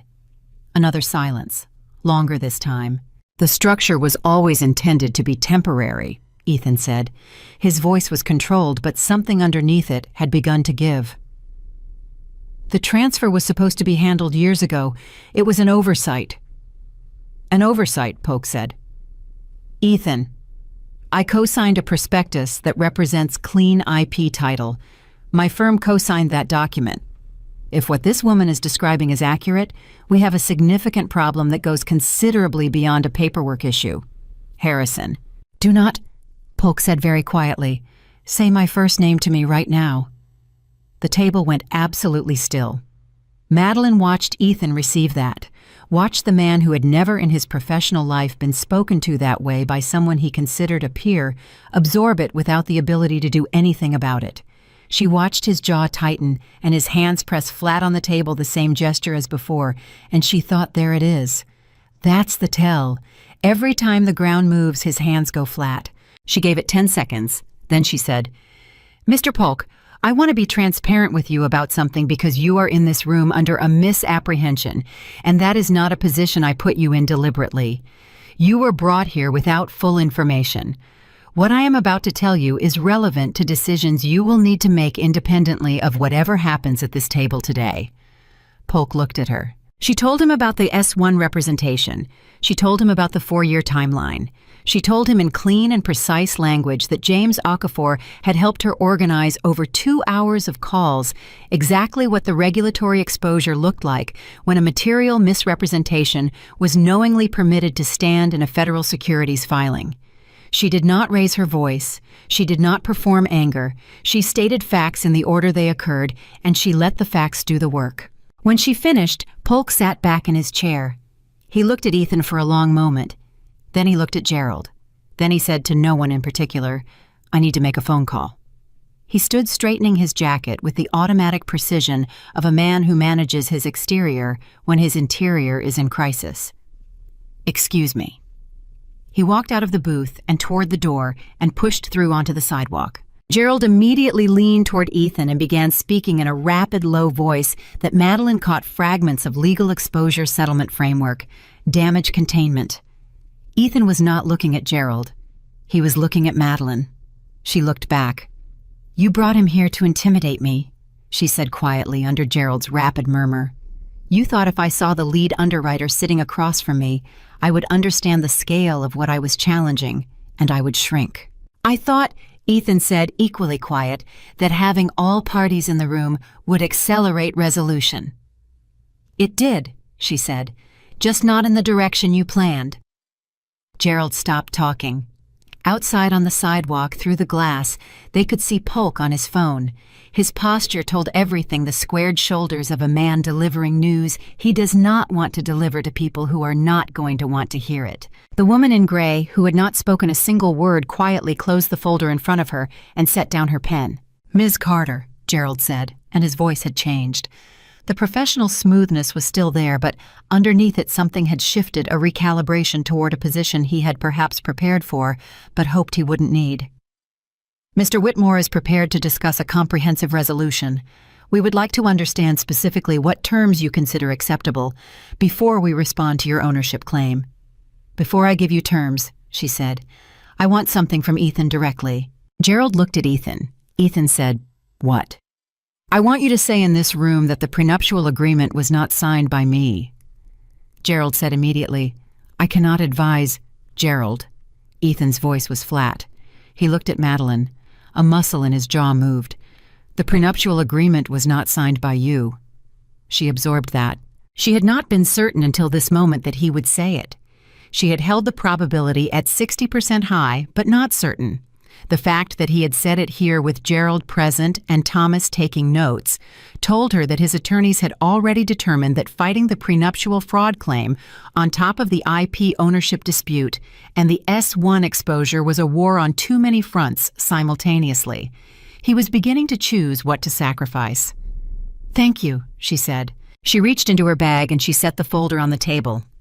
Not the folder from Pendleton, a new one assembled over the past 2 days, organized into clean sections that James Okafor had reviewed and approved. My terms are as follows, she said. I will transfer Apex Solutions LLC to a new jointly held entity with conditions. In exchange for that transfer, which resolves the IP ownership issue and allows the IPO to proceed, I receive 51% controlling ownership of Whitmore Capital's restructured board. Not a seat, not an advisory role. Controlling ownership, 51%. Gerald made a sound. Ethan said nothing. Additionally, she said the original divorce settlement is voided in full. The prenuptial agreement is acknowledged as fraudulent and withdrawn from the record. The marital estate, including the Riverside apartment, the Connecticut property, the investment accounts, and the commingled funds that included my mother's inheritance, is subject to equitable division under New York law, with an independent auditor appointed to establish fair value. Madeline, Ethan said. His voice had lost the controlled quality. Something raw had moved into it. 51% is the company. You're asking me to hand you the company. I am asking you, she said, to give me what the law already says is mine, and to give me a position that reflects 19 years of contribution that you never acknowledged and never compensated. 51% is not a punishment. It is a correction. And if I refuse, he said. She looked at him. If you refuse, she said, I file the Apex Solutions ownership claim today. The underwriters learn about it by this evening if they haven't already given that Harrison Polk is currently on the sidewalk making phone calls. The IPO collapses. The debt obligations come due. Okafor files the civil ownership claim on Monday and refers the S1 representation issue to the SEC's Enforcement Division for review. And you spend the next several years fighting on 3 simultaneous fronts: civil, regulatory, and whatever the investors do when they understand what happened with no operating capital because the company is insolvent. Kamati tiumi sabasat. She paused. Or, she said, you sign today, the IPO proceeds on schedule, the company survives, and 5 years from now you can tell whatever story you want about how the restructuring happened. Ethan looked at the table. She waited. Outside, Polk came back through the door. He walked to the table and looked at Ethan and said very quietly, My firm is suspending participation in the offering pending legal review of the IP ownership structure. That suspension becomes public if we don't have a resolution and a clean legal opinion by Monday morning. He picked up his coat from the seat. I'm sorry, Ethan. This is not a position I can hold. He left. The woman in gray stood and left without speaking. Thomas closed his notepad. Gerald sat with his hands folded on the table and looked at Ethan with the expression of an attorney who has given the best advice available and whose client did not take it. The booth was very quiet. Ethan sat across from Madeline in Lou's diner on a Thursday morning with the coffee cooling between them and the sounds of the city carrying on outside, entirely indifferent to the fact that in this particular booth, a man's empire had just been handed back to the woman he had discarded, and the only question remaining was whether he had the intelligence to understand it. She did not push. She had learned watching him for 19 years that pushing Ethan Whitmore at the moment of maximum pressure produced defiance. He had to arrive at the conclusion himself, even when the conclusion was foregone. He had to believe on some level that he had chosen it. She picked up her coffee. It was cold, but she drank it anyway. She thought about her mother in the winter coat, about $38,000 a year and $112,000 saved, about the patience that had looked to the outside world like smallness and had actually been the deepest form of strength she had ever witnessed. She thought about Gloria Reyes making 4 phone calls without hesitation, about Patricia Webb calling from her personal cell, about James Okafor's voice sharpening on the phone when he understood the scope of what she had, about Arthur Pendleton sitting quietly beside her in this booth, not speaking, not performing, simply present. She thought about the woman who had stood in the rain outside a Manhattan law office 8 days ago with $32 and a cracked phone and a suitcase that bumped over the wet sidewalk. She thought, look how far she's come in 8 days. Ethan said, I want a non-disclosure provision. She looked at him. For the personal details, he said. The ring, the prenuptial, the calls I made to contacts, I want those covered under a mutual NDA. She considered this. Mutual, she said. Mutual. She looked at Pendleton. Pendleton gave the smallest nod. Mutual meant she was also covered he could not speak publicly about her or the ownership discovery or anything that happened in these 2 meetings. "Gerald will draft it today," Ethan said. "You'll have terms by 6 this evening."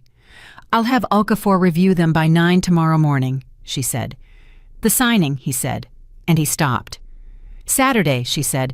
"Pendleton's office, 10 o'clock." He nodded.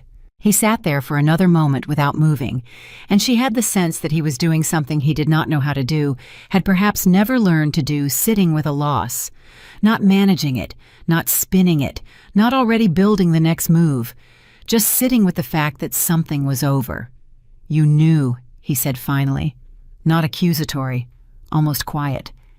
"When you walked out of my conference room, you didn't know about Apex Solutions, but you knew something wasn't finished." She thought about the elevator, the counting numbers, the decision she had made between 42 and the lobby. "I knew," she said, "that you are not the kind of man who leaves things unfinished without a reason. And I knew that a man as careful as you doesn't strip someone as completely as you tried to strip me without being afraid of what they might find if they had the resources to look." She paused. "You were afraid of me, Ethan. You just disguised it as contempt." He said nothing. She picked up her bag. She stood. "Saturday," she said, 10 o'clock. She walked out of Lou's diner for the second time in 3 days, and the cold air hit her, and this time it did not feel like punishment. It felt like weather. Just weather.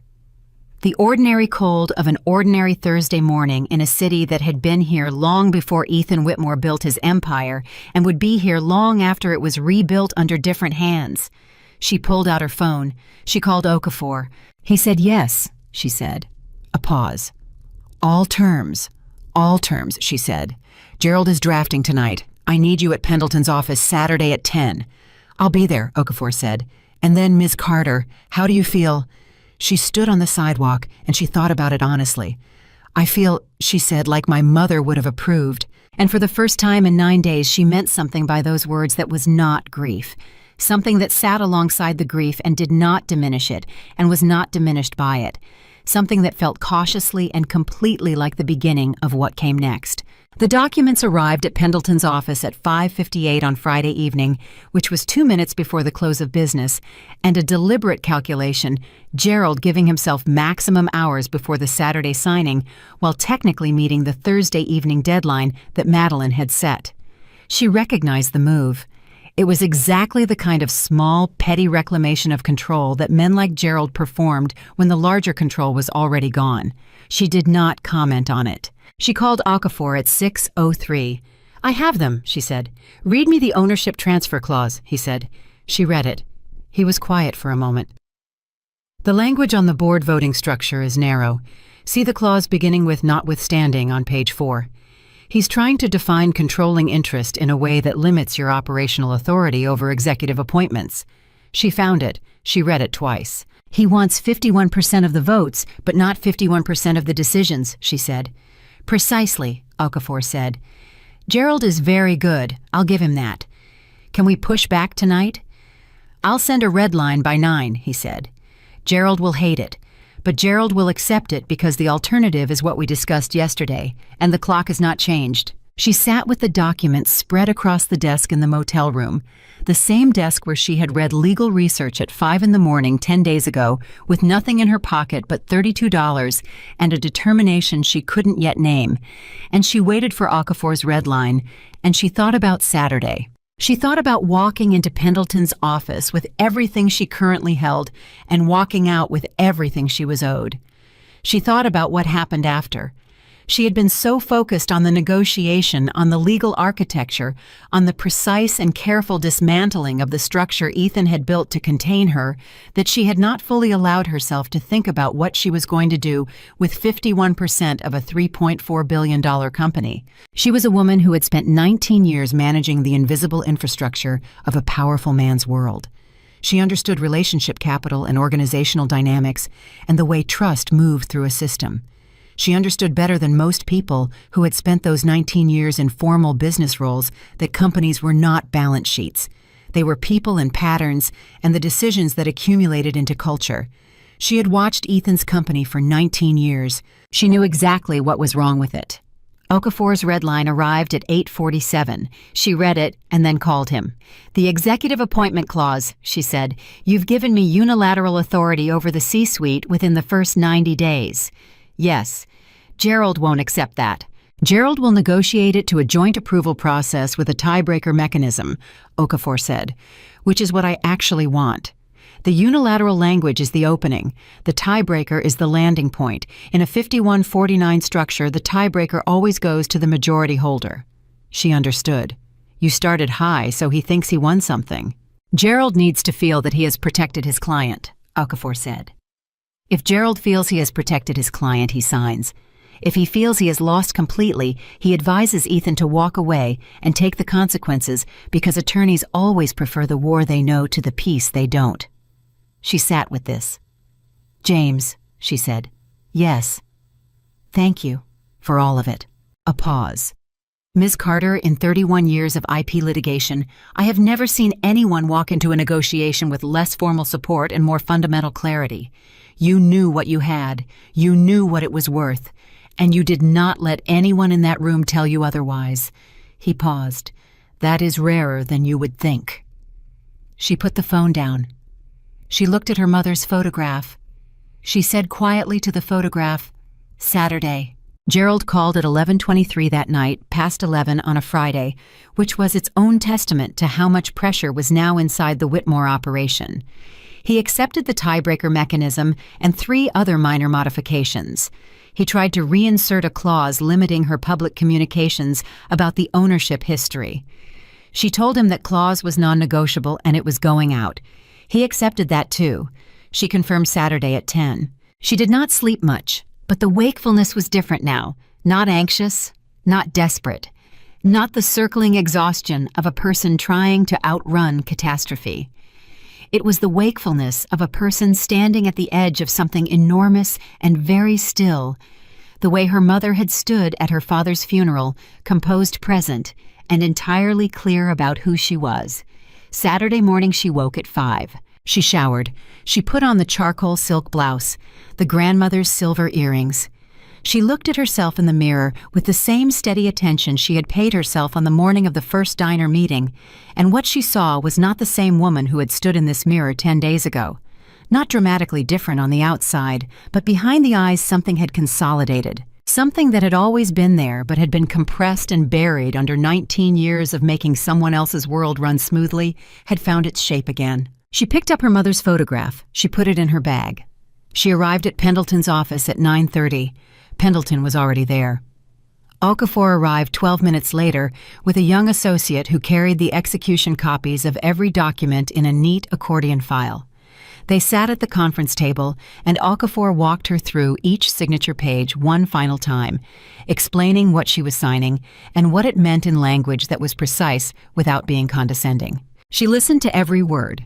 At 9:58, Gerald Foss arrived. At 10:04, Ethan Whitmore walked through the door. He looked like he had not slept in several days, which was probably true. He was still impeccably dressed. The armor was still there, but it sat differently on him now, like something maintained by habit rather than by genuine confidence. He came in, and he looked at the table, and he looked at her, and he sat down without speaking. Gerald began the formal process, immediately moving through documents with the brisk efficiency of a man who wants to get something over with. Each transfer document was explained, initialed, signed. The Apex Solutions transfer, the board restructuring, the executive appointment framework, the acknowledgement of the prenuptial fraud, the voiding of the original settlement, the equitable division of the marital estate with a named auditor agreed upon by both parties, page after page, signature after signature. She signed each one clearly and completely the same way she had signed those divorce papers 2 weeks ago in a different conference room, except that this time what she was signing was not the end of something. It was the beginning. Halfway through the stack, she paused. She looked at Ethan. He was looking at the table. "Ethan," she said. He looked up. He looked. "The CFO," she said, "and the general counsel, the ones who co-signed the S1 with the IP representation. Were they aware of the Apex Solution structure when they signed?" A beat of silence. Gerald's pen stopped. "That is not," Gerald began. "Gerald," Ethan said. He looked at Madeline. Something moved through his face, not warmth exactly, but the absence of the armor just briefly. "Marcus knew," he said.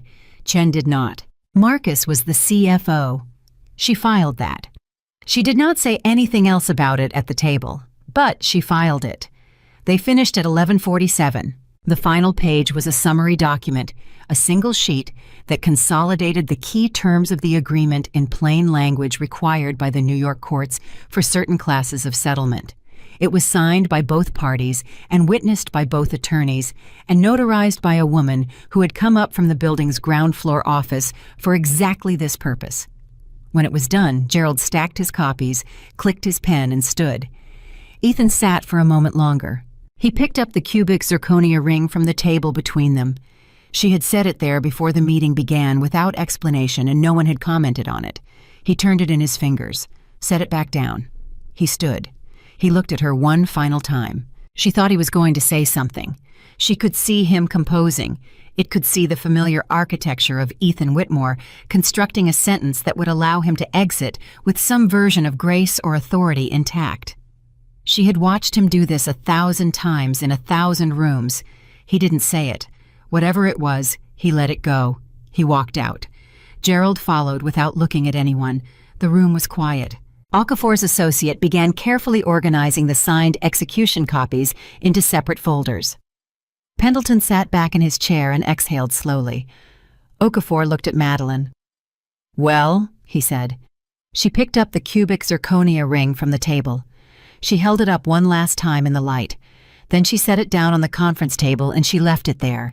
She did not need to carry it anymore. The first week after the signing was administrative, in the way that enormous changes always are the paperwork that follows.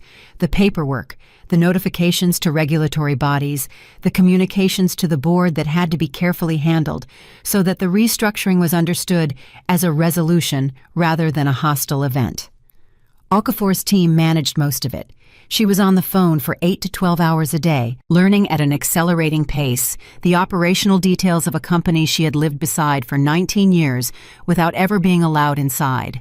What she found when she got inside was roughly what she had expected, and in one significant way, considerably worse. The company's culture was built entirely around Ethan's personality, his decision-making style, his preference for secrecy and concentrated authority, his habit of rewarding loyalty above competence.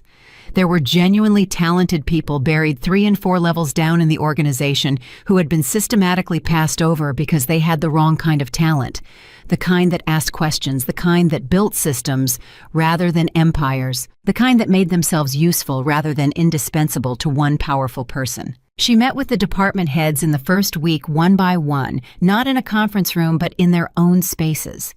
She asked each of them the same question: what would you fix first if you could fix anything? The answers were revelatory. The head of product development, a woman named Serena Park, who had been with the company for 11 years and had been passed over for promotion twice, said without hesitation, "The patent licensing structure. We're leaving 40% of our revenue potential on the table because the licensing terms were designed to maximize Ethan's personal control rather than the company's market share." The head of engineering, a quiet man named David Lim, said, "The documentation. Nobody knows how anything actually works because Ethan never wanted institutional knowledge. He wanted key person dependency. If he left, the company couldn't function. That's not a company. That's a hostage situation." The head of legal, not the general counsel Chen, who had resigned 3 days after the signing, but the deputy general counsel, a careful woman named Rita Albanese, who had been waiting in that role for 6 years, said, "The compliance framework. It's not there. There are policies on paper and nothing in practice. We've been operating on Ethan's reputation as a substitute for actual governance." Madeline wrote everything down. She went back to the motel each evening. She was still in the motel, had not yet moved because there had been no time and no bandwidth, and because in a way she did not fully examine, she was not ready to leave until she had made decisions about what came next. And she read and she thought, and she built the restructuring plan the way she had once built her graduate thesis, from first principles, from what the thing actually needed, rather than what it had always had. At the end of the second week, she called an all-company meeting. 340 people gathered in the main conference center of Whitmore Capital's offices, which she had not yet moved into. She was still operating from a borrowed desk in Pendleton's office, and she stood at the front of the room and she looked at them. She said, "My name is Madeline Carter. Some of you know the outline of what happened here. Most of you know a version of it that involves a great deal of uncertainty. I want to address that uncertainty directly because I think you deserve directness and because the culture of this company has not historically offered it." The room was very still. "This company was built on real intellectual property and real talent," she said. "It was also built on a management philosophy that prioritized control over trust and secrecy over sustainability. Those two things, the real value and the destructive management, have existed side by side for 19 years. What I intend to do is preserve the first and dismantle the second." She looked at the room. "I am not here to punish anyone for surviving in the environment that existed," she said. "I am here to build the environment that should have existed. Some of you will thrive in that environment. Some of you may find it uncomfortable because comfortable people are sometimes the ones most invested in a broken system. I ask you to give the new structure a genuine chance before you make a decision about whether you belong here." She paused. "And I ask you to tell me the truth about what's broken, about what's working, about what you see that I don't yet see. I will not punish honesty. I will not reward the kind of loyalty that requires silence. Those days are over." The room remained still for a moment, and then Serena Park from the third row started to applaud. It moved through the room slowly, and then all at once, the way that things do when people have been waiting for permission to feel something. Madeline stood at the front of the room, and she did not perform emotion, and she did not perform strength. She simply received it. The first major decision she made was the Marcus situation.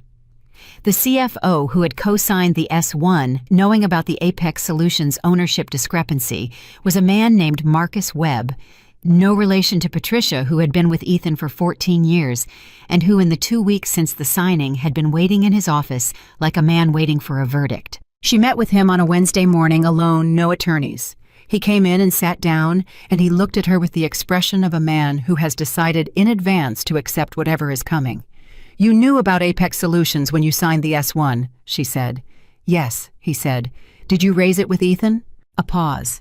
"I raised it in 2022 when the audit flagged it. He told me it was being handled. He told me again in 2023. When the S1 process began, I asked again, and he said the legal team had a structure to address it at closing." He looked at the table. "I believed him, or I chose to believe him.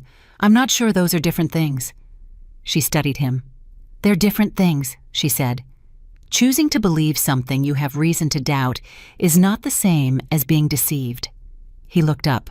"But," she said, "it is also not the same as complicity with intent, and I am not in the business of destroying people who made bad choices under pressure from a man who is very good at applying pressure." She paused. "I am in the business of building a company that doesn't create those situations." "What does that mean for me?" he asked. "It means you are going to work with Rita Albanese on a complete rebuild of the compliance framework," she said. "It means your role changes. The title stays. The authority over compliance decisions transfers to Rita with your support and institutional knowledge behind her. It means you are on a 1-year performance framework, and at the end of that year, I will reassess." She paused. "It also means that if you are ever again in a position where you know something material is wrong, and the person above you tells you it's being handled, you come to me directly, not to my assistant, to me." He sat with this. "Why are you giving me that?" he said. "I wouldn't have." "I know," she said. "That's partly why I'm giving it to you, because I want you to understand the difference." He nodded. He left. She picked up the phone and called Okafor. "The SEC referral," she said. "Is there a window where voluntary disclosure and cooperation affects the outcome?" "Always," he said immediately. "Are you thinking about Marcus?" "I'm thinking about the company," she said. "I don't want to build the new structure on top of an unresolved federal exposure. I want to get ahead of it. Voluntary disclosure, full cooperation, remediation plan in place. It's better for the company, it's better for the people who didn't know, and it gives the people who did a chance to demonstrate they understand what they did wrong." A pause. That is a very sophisticated reading of the regulatory environment, Okafor said. I've been reading for 2 weeks, she said. He laughed. It was the first time she had heard him laugh, and it was a good sound, genuine, unguarded. I'll make the calls, he said. The IPO, which had been suspended pending resolution of the ownership dispute, was relaunched with amended filings 3 weeks after the signing. The amended prospectus included a full disclosure of the Apex Solutions ownership history, the resolution of the dispute, and the restructured board and management framework. It also included in the section on corporate governance language that Madeline had written herself and that Rita Albanese had refined a formal commitment to transparency, independent audit, and a whistleblower protection framework with direct reporting access to the board. The institutional investors who had pulled back when Polk's firm suspended their participation did not immediately return. For 4 days, the amended offering sat in the market with uncertain support, and she got calls from 3 board members in those 4 days asking whether she had considered pulling back, scaling down, waiting for a quieter moment. She told each of them the same thing. The company's value is real. The IP is real. The talent is real. If investors won't support a company that disclosed its problems voluntarily and remediated them transparently, then those are not the investors this company needs at this stage of its growth. We wait for the right ones. On the 5th day, a sovereign wealth fund out of Singapore submitted an anchor order. By the 6th day, 3 institutional investors had returned. By the 7th day, the book was oversubscribed. The IPO priced on a Thursday morning in April, 3 months after the divorce papers had been slid across a mahogany table in a 42nd floor conference room, and it priced 11% above the original target valuation. Not $3.4 billion, $3.78. The morning of the pricing, Madeline was in the offices early. She was on her 4th cup of coffee, and her phone had been ringing since 6 in the morning, and she had taken every call personally because she had decided in the 2nd week of the restructuring that the CEO of this company answered her own phone when it mattered. Serena Park knocked on the open office door at 7:45 and said the final pricing just came through. Madeline looked at the number Serena handed her. She sat with it for a moment. She thought about $32. She thought about a bodega roll and a $2 notebook and a second-hand laptop and a cubic zirconia ring in a jeweler's loop. She thought about her mother in the winter coat. She set the paper down on the desk. "Thank you, Serena," she said. Serena started to leave and then turned back. "Miss Carter, how does it feel?" Madeline thought about it honestly, the way she had been trying to think about everything since the motel room, without performance, without the answer that sounded right, with just the actual truth of it. "It feels," she said, "like the beginning of the work." Serena smiled. "Good answer," she said, and left. 2 weeks after the IPO on a Tuesday evening, Madeline received a call from a number she recognized as belonging to Monica Ethan's now former fiancé. She stared at the name on the screen for a moment and then answered. Monica's voice was quiet and careful.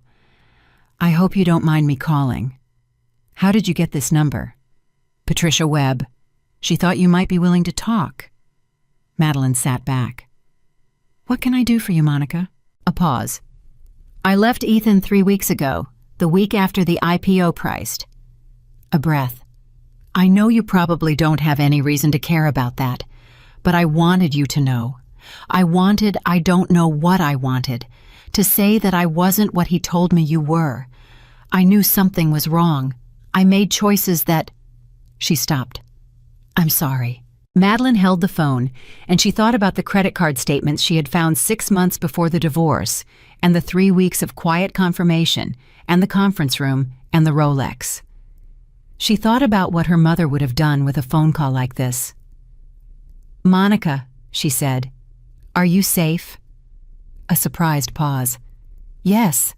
I have an apartment. I have a job. I'm fine, I think." "Good," Madeline said. "That's what matters. Take care of yourself." She ended the call. She sat with it for a moment. She did not feel triumph. She did not feel vindicated. She felt something quieter than either the specific piece of a person who has stopped needing someone else's loss to confirm her own value. That was worth noting. She noted it. The news about Ethan came in fragments over the following months, the way news about people always does when they are no longer the center of your world.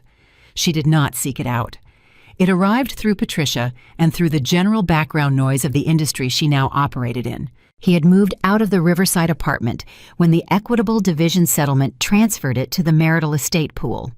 He was living in a 2-bedroom rental in a building he would once have walked past without registering.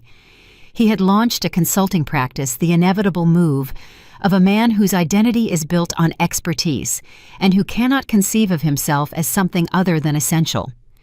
The practice had attracted 2 clients in 6 months. She heard this, and she felt nothing sharp about it, just the mild human sadness of a person witnessing what happens when someone builds an empire on control rather than on something real and watches it reveal itself as having always been made of air. In June, 5 months after the signing, 4 months after the IPO, the New York Stock Exchange held a small ceremony marking Whitmore Capital's first quarter as a public company. It was not the kind of event that generated significant press.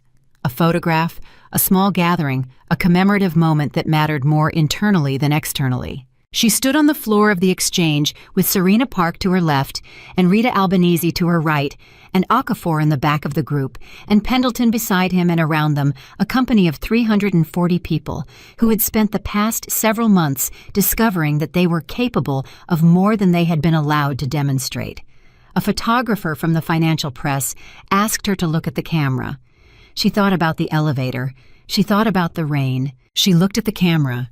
She looked like a woman who had always been going to end up exactly here. Not because it had been inevitable, not because the universe had conspired toward justice, not because good things happen to people who deserve them. She had lived long enough to know that they often don't.